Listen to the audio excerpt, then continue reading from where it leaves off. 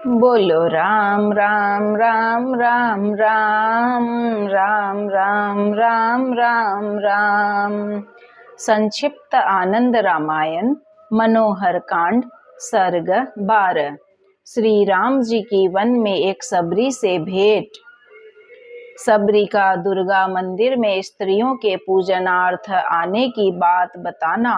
सबरी का दुर्गा मंदिर जाना। सबरी के साथ स्त्रियों का राम जी के दर्शन के लिए आना। दुर्गा देवी का सीता रूप धारण कर वहां उपस्थित होना। राम जी द्वारा स्त्रियों को कृष्ण अवतार में दर्शन देने का वर प्रदान करना। श्री राम और शिव में तथा दुर्गा और सीता में अवेद का प्रतिपादन। तारक मंत्र राम नाम की महिमा। राम मुद्रा से अंकित वस्त्र के धारण की महिमा।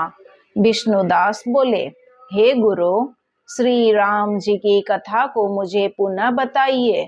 इसे बार बार सुनने पर भी मुझे तृप्ति नहीं हो रही है, पुनः सुनने की इच्छा हो रही है। श्री रामदास बोले, हे शिष्य, तुमने बहुत उत्तम प्रश्न किया है। तुम सावधान होकर सुनो। एक बार की बात है, श्री रामचंद्र जी अवसर पर अश्व पर सवार होकर अपने पुत्रों, बंधु बांधवों तथा सेना को साथ लेकर प्रसन्नता से वन विहार के लिए निकले। वहां उन्होंने एक मृग को देखा। तब उन्होंने बाण का संधान किया और उसके पीछे वेग से दौड़ पड़े। घोड़े पर सवार होकर उसका पीछा करते हुए वे एक वन से दूसरे वन में, दूसरे वन से तीसरे वन में जाते जाते घनघोर वन में जा पहुँचे। लक्ष्मण आदि तथा सारी सेना दूर पीछे छूट गई। राम ने अपने वाण के द्वारा मृग पर निशाना साधा। तब वे उस स्थान पर थे जहां जल का नामो निशान नहीं था। उन्हें भूख और प्यास ने व्याकुल कर दिया था। वे अत्यंत थक गए थे, अतः वे एक वृक्ष के नीचे बैठकर कुछ देर विश्राम करने लगे। उसी समय किसी सबरी ने उन्हें देखा और वह उन्हें देखकर प्रसन्न हो गई। राजा के समान उनकी वेशभूषा तथा अलंकारों को देखकर उन्हें कोई राजा समझकर उसने उन्हें प्रणाम किया और उनके समीप में स्थित हो गई। उसे देखकर श्री राम जी ने कहा, हे सबरी, मेरे वचनों को सुनो। मेरे भाई लक्ष्मण आदि तथा सारी सेना दूर पीछे छूट गई और मैं भूख प्यास से व्याकुल हूँ। तुम इस समय कोई ऐसा प्रयत्न करो जिससे मुझे सुख प्राप्त हो। श्री राम जी के इस प्रकार के वचनों को सुनकर सबरी कहने लगी, हे राम, यहाँ से थोड़ी ही दूरी पर एक सरोवर के तट पे श्री दुर्गा जी का एक मंदिर है। आज मंगलवार है, अतः वहाँ बहुत सी स्त्रियां आएंगी। यदि आप इस समय मेरे साथ वहां चले तो वहां विविध प्रकार के व्यंजनों से आपको क्षण भर में ही संतुष्टि प्राप्त हो जाएगी। सबरी की ऐसी बात सुनकर श्री राम उससे बोले, हे बनवासिनी, मैं तो यहीं रुककर कुश, लव तथा लक्ष्मण आदि और सेना की प्रतीक्षा करता हूँ। तुम ही वहां जाओ और उन स्त्रियों को मेरे विषय में बता देना। श्री राम के इन वचनों को सुनकर ठीक है ऐसा कहकर सबरी शीघ्र ही उन स्त्रियों के पास पहुंची और बोली, आप सभी मेरी बात सुने। कमल नयन श्री राम आखेट के लिए इस वन में आए हुए हैं। भूख तथा प्यास से व्याकुल वे यहाँ से थोड़ी ही दूर पर एक वृक्ष के नीचे बैठकर विश्राम कर रहे हैं। हे श्रेष्ठ स्त्रियों, उन्होंने ही अपने विषय में आप सभी को बताने के लिए मुझे यहाँ भेजा है। आप सभी जैसा कहेंगी वह मैं वहाँ जाकर उन्हें बता दूंगी। सबरी की इस प्रकार की बात सुनकर वे सभी स्त्रियां आश्चर्यवश सहसा घबरा उठी और सबरी की बातों का अनुमोदन करते हुए प्रसन्न होकर आपस में कहने लगी, आज का हमारा ये दिन धन्य हो गया है जो कि हमें राघवेंद्र श्री राम का दर्शन होने वाला है। हम लोग उत्तम उत्तम व्यंजनों के द्वारा रघुत्तम श्री राम को संतुष्ट करेंगी। सबसे पहले हम देवी दुर्गा की पूजा करके उन्हें नैवेद्य निवेदित करेंगी और फिर श्री राम के लिए भोज्य सामग्री देकर स्वयं भी प्रसाद ग्रहण करेंगी। उन स्त्रियों ने आपस में इस प्रकार का परामर्श किया। वे सभी सुवर्ण के आभूषणों से मंडित थी। उन्होंने पीत वर्ण का महीन रेशमी वस्त्र धारण किया हुआ था। उनका मुखमंडल उत्तम सौंदर्य से संपन्न था। चारों वर्णों की स्त्रियां उस समुदाय में थी और उनके पैरों में मधुर ध्वनि वाले घुंघरू बंधे थे। वे सभी शीघ्र ही पात्रों में व्यंजन परोसकर देवी दुर्गा को नैवेद्य अर्पित करने के लिए निकल पड़ी। इसी समय भगवती दुर्गा ने अपने मंदिर के चारों ओर के दरवाजों को दृढ़ता पूर्वक बंद कर दिया और वे मंदिर के भीतर चुपचाप बैठ गई। जब वे स्त्रियां मंदिर के प्रथम द्वार पर पहुंची तो द्वार को बंद देखकर चारों ओर के दरवाजों के पास गई तो सभी द्वारों को बंद देखा। उन्हें मंदिर के अंदर प्रवेश करने का कोई भी द्वार नहीं मिला। यह देखकर उनके मन में बड़ा ही आश्चर्य हुआ। फिर वे सभी क्षण भर के लिए दरवाजे के पास ही बैठ गई। उसी समय मंदिर के भीतर से आती हुई यह ध्वनि उन्हें सुनाई पड़ी कि मंदिर के भीतर जो दुर्गा है वह मैं ही सीता रूप में हूँ और श्री राम साक्षात महेश्वर है। जो लोग मुझ दुर्गा में और सीता में तथा शिव और राम में भेद मानते हैं वे करोड़ों कल्पों तक रौरवादी नरकों में पड़े रहते हैं। अतः स्त्रियों, पहले तुम मेरे स्वामी जगत प्रभु श्री राम को अपने द्वारा नैवेद्य के लिए लाए गए उत्तम व्यंजनों से संतुष्ट करो और फिर शेष भोग को ग्रहण कर मैं संतुष्ट होऊंगी। अतः तुम सभी शीघ्र ही भूख से व्याकुल रघुत्तम श्री राम के पास जाओ। मंदिर के भीतर से आती हुई देवी की ऐसी दिव्य वाणी को सुनकर वे सभी स्त्रियां अत्यंत आश्चर्यचकित हो गई। तदंतर वे सभी शीघ्र ही सबरी के पीछे पीछे चलती हुई वहां के लिए निकल पड़ी। वहां पहुंचकर सबरी ने उन सबको श्री राम के दर्शन कराए। अपने नेत्र कमलों से श्री राघवेंद्र का दर्शन करके उन्होंने उन्हें प्रणाम किया और सुवर्ण के पात्रों में परोसकर दिव्य अन्न उनके सन्मुख रखा और जल पात्र भी समीप में रखा। तदंतर वे सभी स्त्रियां नैवेद्य ग्रहण करने की प्रार्थना करते हुए उनके समक्ष खड़ी हो गई और बोली, हे श्री राम, आपने आज हम हजारों स्त्रियों का उद्धार कर दिया है जो कि आपने सबरी के माध्यम से हमें यहाँ बुलाया है। साक्षात दुर्गा जी के द्वारा भिजवाए गए इन व्यंजनों को आप स्वीकार करें। उन स्त्रियों का इस प्रकार का वचन सुनकर मुस्कुराते हुए श्री राम जी कहने लगे, हे नारियों, देवी ने क्या कहा है उसे मुझे बतलाओ। तब उन स्त्रियों ने दुर्गा देवी द्वारा कही गई बात को विस्तार पूर्वक बताते हुए कहा, हे प्रभु, आप देवी दुर्गा द्वारा कही गई बात का श्रवण करें। उन्होंने कहा, यहाँ इस मंदिर में दुर्गा नाम से स्थित मैं ही सीता हूँ और श्री राम साक्षात महादेव है।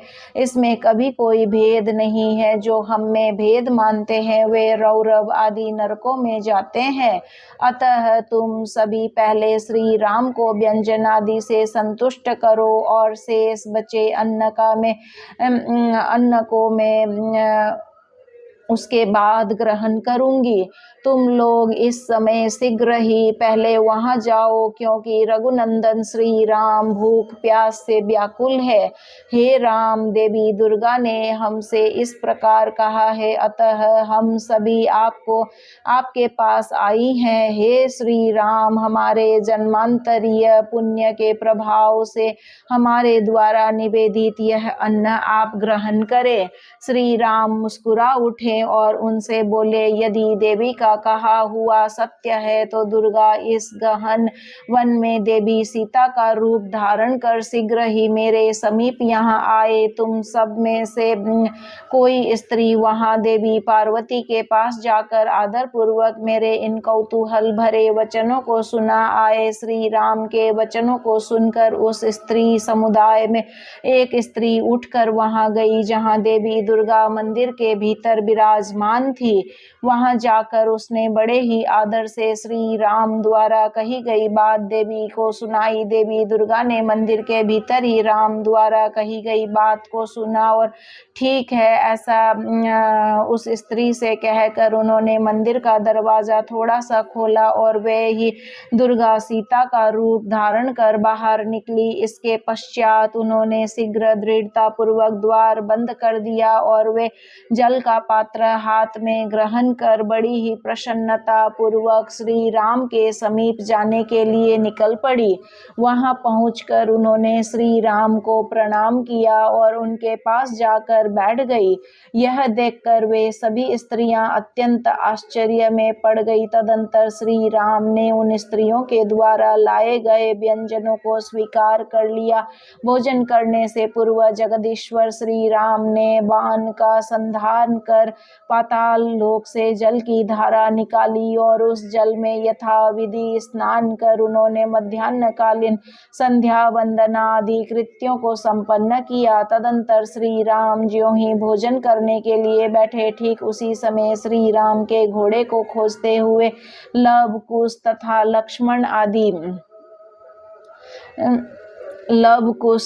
लक्ष्मण आदि सभी सेना सहित वहां आ पहुंचे।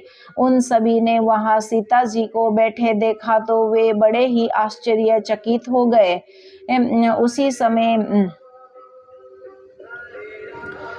उसी समय सबरी ने सारा वृत्तांत उन्हें सुनाया। उसे सुनकर कुश आदि सभी का अज्ञान जाता रहा और उन्होंने श्री राम जी को साक्षात चंद्रशेखर भगवान शिव ही समझा। इसके साथ ही उन्होंने सीता जी को शैलपुत्री पार्वती ही समझा।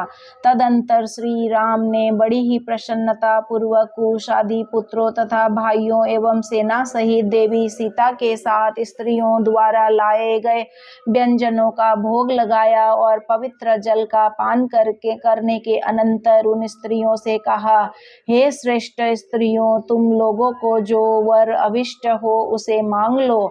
श्री राम का वचन सुनकर वे स्त्रियां रघुत्तम श्री राम से बोली, हे प्रभु, जिस उपाय से हमारी कीर्ति प्रसिद्ध हो जाए वह वर आप हमें प्रदान करे। तब प्रसन्न मन वाले श्री राम उन स्त्रियों से बोले, मेरा जो यह राम नाम है उसी का स्त्रीवाची रूप तुम्हारा भी रामा यह नाम संसार में प्रसिद्ध हो जाएगा। पुरुषों से भी अधिक स्त्रियों में मेरी भक्ति होगी। हे श्रेष्ठ स्त्रियों, यह मेरी प्रतिज्ञा है। मेरे वरदान के प्रभाव से तुम सभी को देवता, ब्राह्मण, भगवत कथा तथा धर्माचरण में अत्यंत श्रद्धा होगी।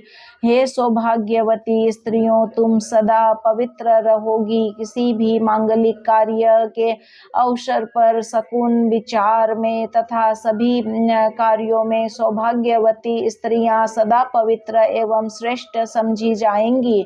मेरे वान के द्वारा संधान किया गया यह स्थान भी राम तीर्थ के नाम से प्रसिद्ध होगा।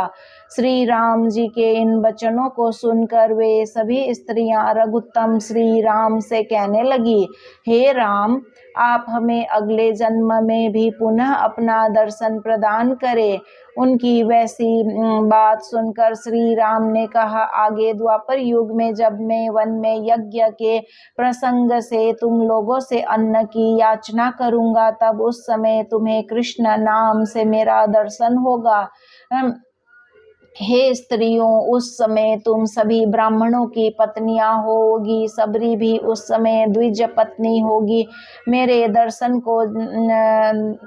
दर्शन को जाने के लिए अत्यंत व्याकुल इसके पति जब घर में ही रोक लेंगे, तब मुझ में ही अपना चित्त लगाए हुए ये दूसरे अभौतिक शरीर से वन में मेरे दर्शन को जाएगी।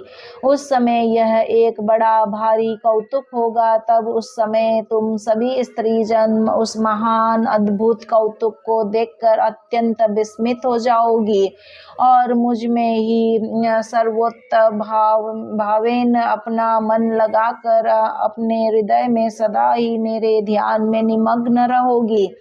अंत में तुम्हें मेरे विष्णु लोक की प्राप्ति होगी और तुम वहाँ उत्तम सुखों का भोग करोगी। मेरे राम, इस तारक मंत्र का सदा ही तुम जप करते रहना, इससे तुम्हें उत्तम गति प्राप्त होगी। उन स्त्रियों को इस प्रकार का वरदान देकर श्री राम समीप में स्थित देवी सीता से बोले, अब आप सुखपूर्वक अपने स्थान को प्रस्थान करें। ठीक है, ऐसा ही होगा। यह कहकर विदेह नंदिनी सीता रूपा दुर्गा ने श्री राम को प्रणाम किया और फिर वे उन स्त्रियों के साथ पुनः मंदिर की ओर गई।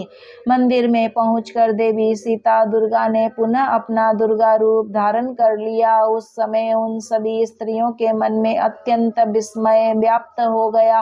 तदंतर उन सभी ने देवी दुर्गा की पूजा की और फिर वे अपने अपने घरों को चली गई। इधर श्री राम भी अपने बंधु बांधवों, पुत्रों एवं सेना के साथ अयोध्यापुरी में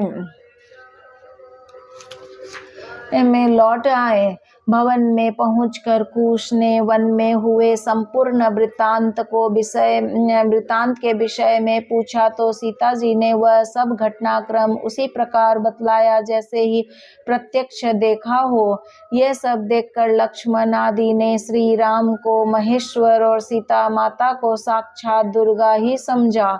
उन सभी का सारा संदेह जाता रहा। श्री रामदास बोले, हे शिष्य विष्णुदास, वन में इस प्रकार का महान कौतुक उपस्थित कर परमात्मा श्री राम ने लोगों को द्वैत बुद्धि राम और शिव भिन्न है को खंडित कर दिया। रामचंद्र जी के वरदान से ही नारियां रामा कहलाती है। उन स्त्रियों के लिए भी 2 अक्षर का राम यह मंत्र जपनीय कहा गया है। सभी मंत्रों में श्री राम का यह राम मंत्र सर्वश्रेष्ठ है। डर की स्थिति में, भय की स्थिति में तथा महापाप से मुक्ति के लिए तथा सभी बाधाओं को दूर करने के लिए संसार में मनुष्यों के द्वारा राम यह 2 अक्षर का मंत्र उच्चारित किया जाता है।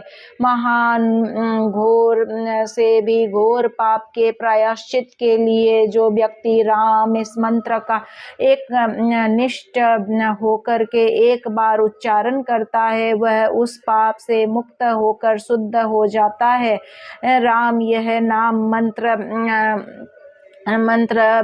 का राजा कहलाता है। यात्रा में, भोजन के समय, शयन करते समय, क्रीड़ा में, रात्रि में अथवा किसी भी कार्य को करते समय तथा दोनों संध्या कालों में सर्वदा ही इस राम मंत्र का अवश्य जप करना चाहिए। ब्राह्मण आदि चारों वर्णों तथा ब्रह्मचर्य आदि चारों आश्रम धर्मियों के द्वारा इस मंत्र का जप किया जाना चाहिए। इस मंत्र के जप का कोई समय निश्चित नहीं है, अतः इस उत्तम राम मंत्र का निरंतर जप करना चाहिए। जिसकी जिह्वा में राम यह मंत्र है, जिसकी देह में राम मुद्रा अंकित है और जिसके वस्त्र राम मुद्रा से अंकित है, उसे यमराज देख नहीं पाते। राम मुद्रा से अंकित वस्त्र समुद्र वस्त्र कहलाता है। वह वस्त्र सभी वस्त्रों से श्रेष्ठ, पवित्र तथा पापों को विनष्ट करने वाला है। जो मनुष्य उत्तम समुद्र वस्त्र को शरीर में धारण करता है, वह उसी प्रकार पाप से लिप्त नहीं होता जैसे कि जल में रहने पर भी जल से लिप्त नहीं होता। समुद्र वस्त्र धारण किए श्रेष्ठ मनुष्यों को देखकर यमदूत उसी प्रकार पलायन कर जाते हैं जैसे सिंह को देखकर मृग भाग जाते हैं।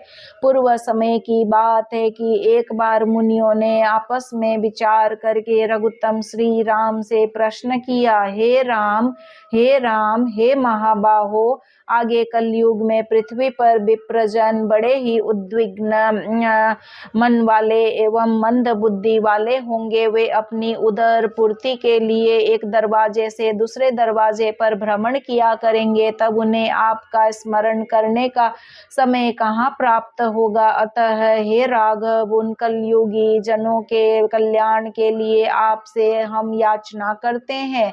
आप उनके कल्याण का कोई उपाय बताने की कृपा करे। उन मुनि जनों का इस प्रकार वचन सुनकर रघुनंदन श्री राम को बड़ी प्रसन्नता हुई। तब वे मुस्कुराते हुए उनसे बोले, हे श्रेष्ठ मुनियों, आपने बहुत सुंदर बात पूछी है, आप लोग मेरी बात को सुने। आपने सुख की अभिलाषा वाले व्यक्ति को चाहिए अपने सुख की अभिलाषा वाले व्यक्ति को चाहिए कि कलयुग में वह मेरी मुद्रा से अंकित वस्त्र को धारण करे। जो श्रेष्ठ मानव राम मुद्रा से अंकित वस्त्र को धारण करता है, उस व्यक्ति द्वारा किया गया पाप उसे किंचित मात्र स्पर्श नहीं करने पाता। मानवों को चाहिए कि वे शंख, चक्र, गदा, पद्म एवं नाम मुद्रा से युक्त शुभ वस्त्र को धारण करे, अथवा केवल राम मुद्रा से अंकित वस्त्र को धारण करे। शंख, चक्र, गदा, पद्म एवं राम, इन 5 मुद्राओं से समन्वित वस्त्र मुझे सदा ही प्रिय है, अथवा केवल मेरी नाम मुद्रा से अंकित वस्त्र भी मुझे बहुत संतोष प्रदान करने वाला है। भली भांति स्नान आदि से पवित्र होकर के ही यह मुद्रा अंकित वस्त्र धारण करना चाहिए।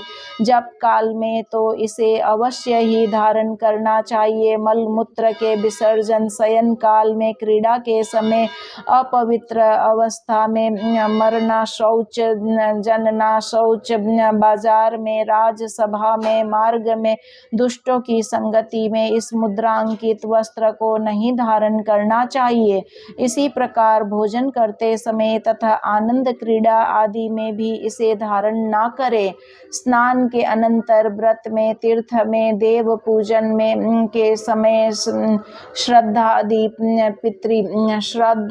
पितृकर्म में, हवन में, दान देते समय, जप के समय, कृच्छ, चंद्रायन आदि प्रायश्चित व्रतों के अनुष्ठान में, संध्या वंदन आदि नित्य कर्मों को करते समय, काम्य कर्मों में, नैमित्तिक कर्मों के संपादन के समय तथा तपस्या के समय मेरी मुद्रा से युक्त वस्त्र को सदा ही धारण करना चाहिए।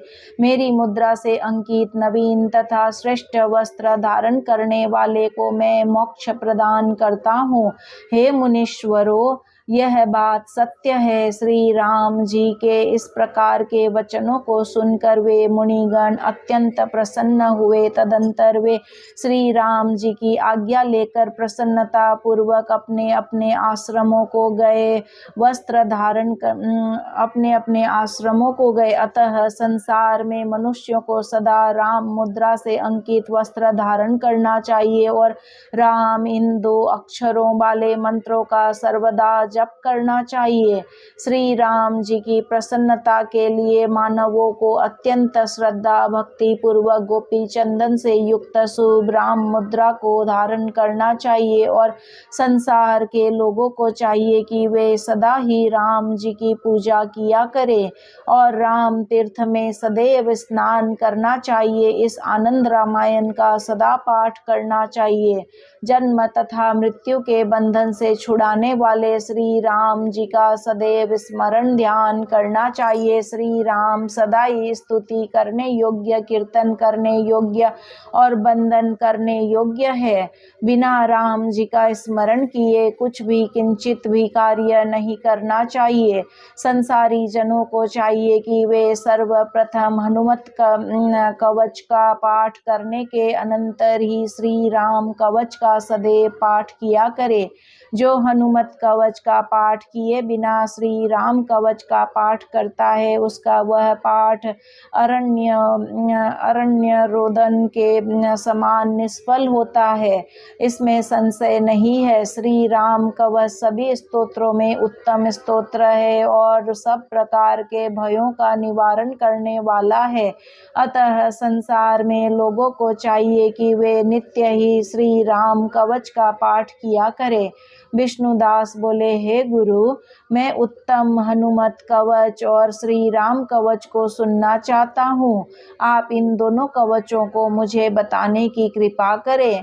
श्री रामदास बोले, हे शिष्य, तुमने बहुत अच्छी बात पूछी है। मैं तुम्हें पहले श्री हनुमत कवच तथा फिर श्री राम कवच बताता हूँ। तुम सावधान मन से इनका श्रवण करो। सर्ग 12 यहाँ संपूर्ण हुआ। श्रीमन्नारायण नारायण नारायण भजमन हरि नारायण नारायण नारायण। बोलो हरि नारायण नारायण नारायण।